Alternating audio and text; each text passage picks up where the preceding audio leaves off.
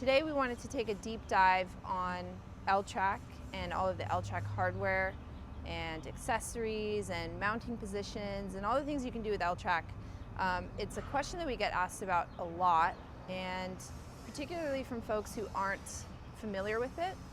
So first off, I want to go into what exactly it is. It's a low profile aluminum rail, essentially, that has evenly spaced mounting holes so you can create modular systems without having to drill directly into your camper with brackets and things like that, so you can take on, take off accessories that you want. Full-time, part-time, it's your choice. So that's one of the pluses of Eltrack. I'm outside of Badlander right now, and I just wanted to start with the Eltrack orientation, because on our website it lists horizontal or vertical. 9 times out of 10, people are getting horizontal Eltracks, and that's for a good reason. If you get them vertically, you're limited on what you can place on those tracks, versus horizontally, you can add a whole lot more because it'll span the 2 lengths here and have attachment points at the top and bottom. Another point is that if you're getting a side access door and you also want horizontally placed Eltracks, we can technically do it. We don't recommend it, and the reason is you can't actually really use the Eltracks anymore because your door is going to be flipping open, or you put something on top and now you can't use your door. So that's something we don't really recommend, which is why most people go with horizontal. The hole placement between our Eltracks is always going to be the same standard hole placement, which means that whether you have a Super Duty, a mid-size, full-size, it doesn't matter. The Eltracks are going to be placed the same distance, and so all of our accessories are compatible across those platforms. So you can see along with the Eltrack we have our body-mounted awning brackets. Now these are the more popular awning brackets we make. They're made for 6 feet or longer awnings. Most folks go with like a 270. We've got a little rinky-dink here that we love. Another accessory we offer, if you have a shower awning or a little short awning, would be the Eltrack mounted awning brackets. These have 2 attachment points. You would just use a stud fitting like this that slides right into your Eltrack. That's how most things are attached, is with this stud. And this is cool if you want to take your awning on and off, if you don't want it on there all the time, but it's really not intended for a 270. For a 270, you definitely want the body mount ones.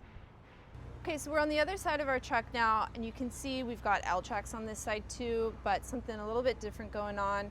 We have this Molly panel that we have here.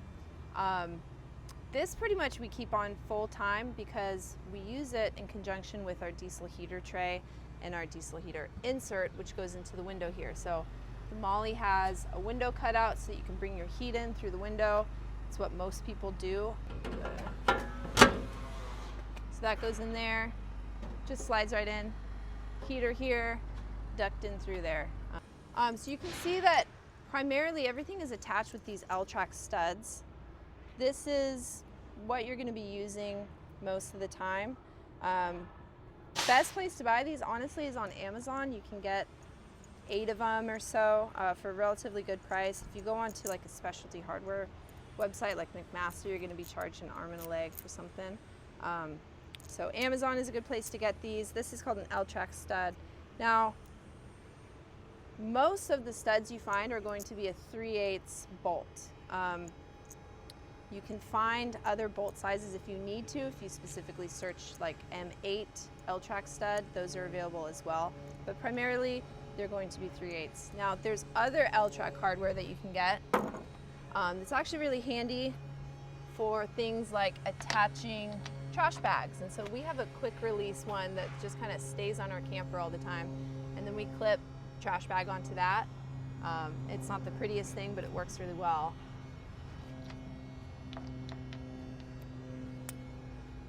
Beyond those 2, we don't have them in the shop, but there's a double stud. There's ones that have a little turn, twist knob on there. There's a gazillion different options for you for whatever purpose you need them for. But most of the time, it's going to be that Eltrack stud. So we talked about all the exterior accessories that you can put to the exterior of your camper on the Eltrack. You can do a heck of a lot on the inside as well, and I'm going to show you what I mean here. So on the inside of our camper, we have these Molly panels on the sidewall. The MOLLE panels are tied directly into the L-track mounting holes. So from the outside, we've got the L-track. On the inside, we have these brackets with threaded inserts, and that's where the MOLLE is attached to. So even if you get the L-track now and you don't want the MOLLE, you want it later, you can always come back to us and say, hey, I've got this L-track, and now I want to add some MOLLE to it, which is fantastic. On our example, we have half window cutouts. If you look online, we'll ask you 3 questions, whether you want a full window cutout, a half window cutout, or a full MOLLE panel. No option is wrong. They just have benefits to each of them. If you're choosing between 6 feet or 8 feet on your roof, one thing worth noting is if you have a big solar panel right here on the front, it kind of renders your L-track in that space useless in a sense, where you can't necessarily attach much to it without colliding with your solar panel. So that's one thing worth considering, which is why most people go with a 6 feet L-track on the roof. So next thing is, what can you add to your roof L-track? Well, there's a lot of DIY options that we've seen. Sometimes people will attach solar panels to the L-track, but most of the time people want to put crossbars up there. And so we have 2 options.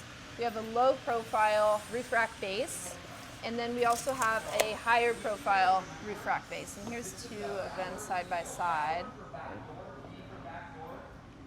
The low profile roof rack base, we really don't recommend it if you have a fan, even if you have a low profile fan. And the reason is, if you have a surfboard or a kayak up there, it will probably collide with your fan. That gives you 3 inches of clearance versus our, I would say, more standard base, which is almost 6 inches of clearance. Another thing, you can get different widths on your crossbars. This one here is a 60-inch width. If you have a Rincon, for example, on a full-size truck, you're probably going to want the longer ones, which are 78 inches. 78 inches. Okay. For the crossbars themselves, we use a black anodized extrusion channel on all 4 sides, so you can attach not just to the top, but to the sides and bottom as well. Okay, that pretty much covers L-track and accessories, all the things we do here. As you can see, it's a super simple, easily customizable modular system that we highly recommend. If you guys have any other ideas on what we can make to attach to L-tracks, please let us know, because we're always dreaming up some cool stuff, and if you have some good ideas, we'd love to put them into action. So yeah, thanks for watching.